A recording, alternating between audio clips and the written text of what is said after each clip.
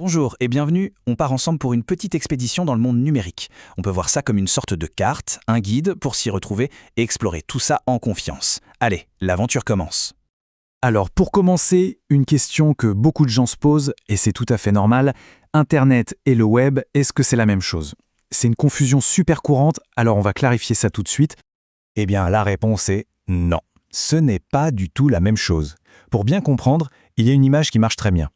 Imaginez Internet comme un gigantesque réseau de routes qui connecte le monde entier. Ce sont les câbles, les serveurs, bref, toute l'infrastructure physique.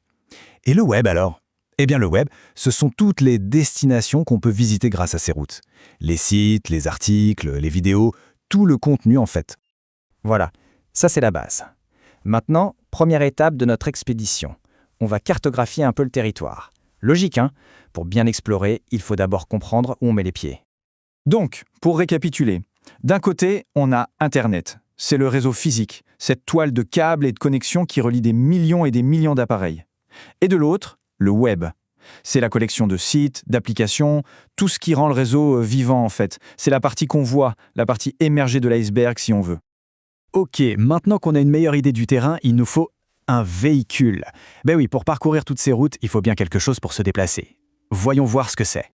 Ce véhicule, dans le monde numérique, c'est ce qu'on appelle un navigateur web.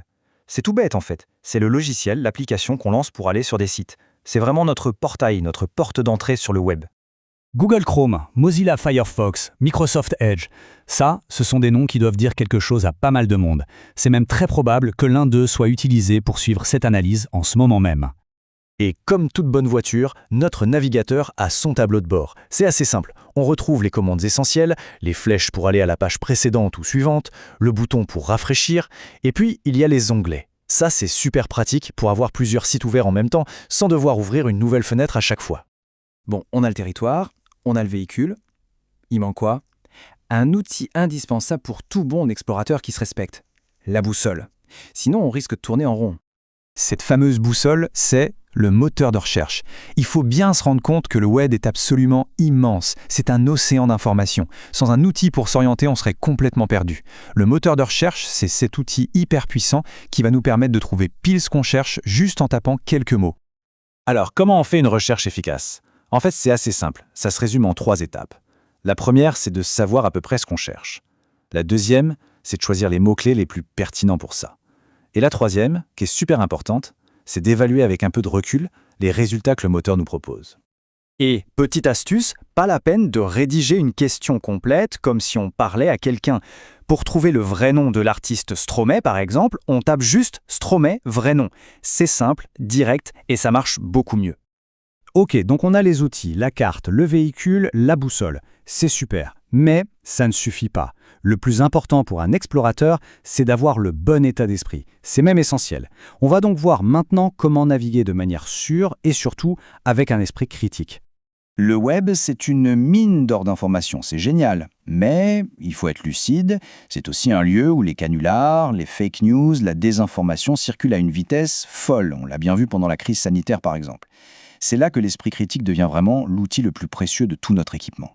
Le truc, c'est d'apprendre à faire le tri. Comment on s'y prend? Eh bien, il y a des sources qui sont généralement fiables. On pense aux sites du gouvernement, des organisations de santé reconnues, des grands médias qui ont des journalistes professionnels. L'info y est normalement vérifiée. Par contre, il faut être beaucoup plus prudent avec ce qu'on trouve sur les réseaux sociaux. Pourquoi? Parce que n'importe qui peut y publier absolument n'importe quoi, sans aucune vérification. S'il y a une règle d'or à retenir, c'est celle-ci. Toujours croiser ses sources. C'est un réflexe à avoir. Une information un peu surprenante, on va voir si elle est confirmée par d'autres sites, d'autres sources fiables. Et il faut se méfier comme de la peste des titres ultra sensationnels, ceux qui sont faits pour faire cliquer. C'est souvent mauvais signe. Et voilà, on a maintenant la carte pour comprendre le territoire, le véhicule pour s'y déplacer, la boussole pour s'orienter et surtout le bon état d'esprit pour le faire intelligemment. Le monde numérique est là, c'est un immense terrain d'exploration qui s'ouvre à nous. La question maintenant, ce n'est plus de savoir comment explorer, mais plutôt quoi explorer. Quelle sera la prochaine découverte? Le voyage ne fait que commencer.